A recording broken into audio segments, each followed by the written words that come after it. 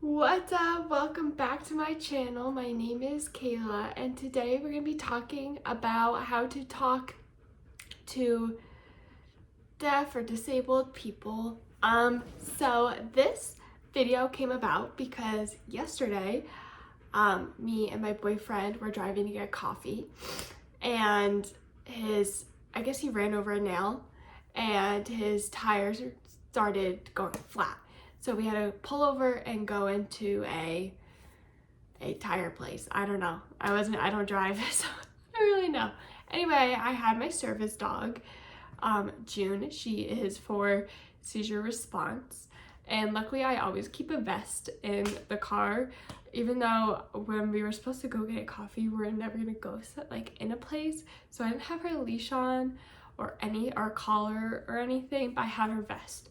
And so luckily I was like, okay, like she's trained off leash, so she'll just heel next to me and we'll sit there and she'll still have her vest on.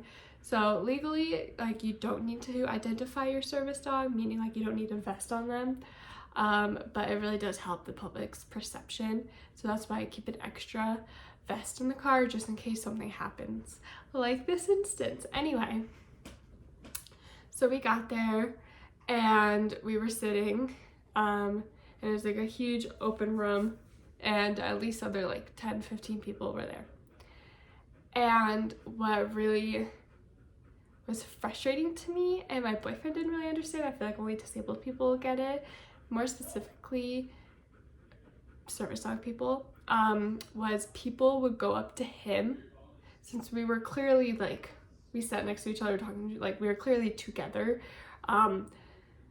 They would ask him about her. Like, she was clearly underneath my legs, not his legs.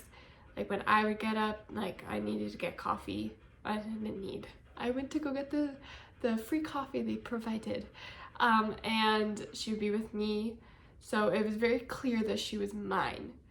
But people didn't ask me about her, they asked my partner, which was really frustrating. I mean, I was talking to him about it. He's like, it's not that big of a deal.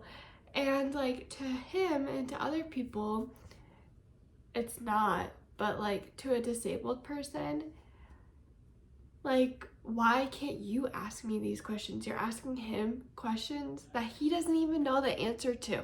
He had no idea the answer. So they would have to go back and forth, and I'd just be sitting there being like, I could have answered this 5 minutes ago.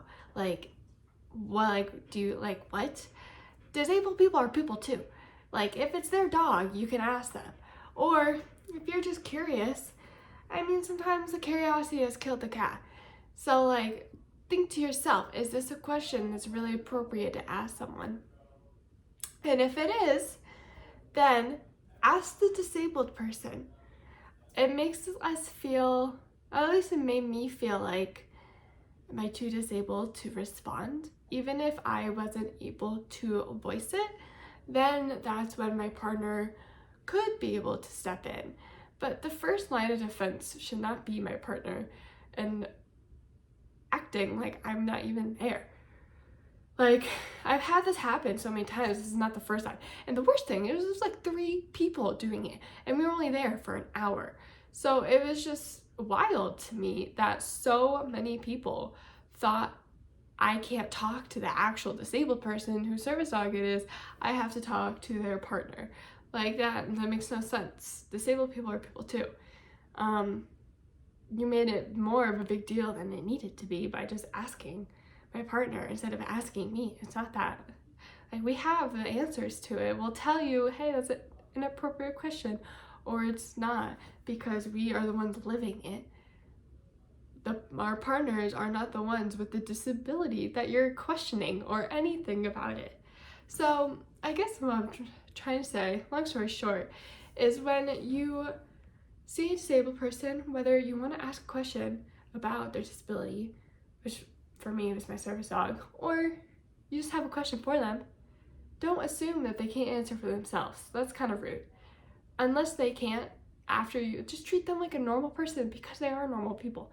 I don't know why people just think disabled people are like these other beings. We're still people too. We just got some disabilities over here. So yeah, just treat them normal, and we will definitely let you know if we are not able to answer, or someone with us will be like, hey, I can answer this for you. The first line of defense should always be talk to disabled people if you have a question for them. And if you don't, move along. Okay? All right. That's all. Thanks. Bye, guys.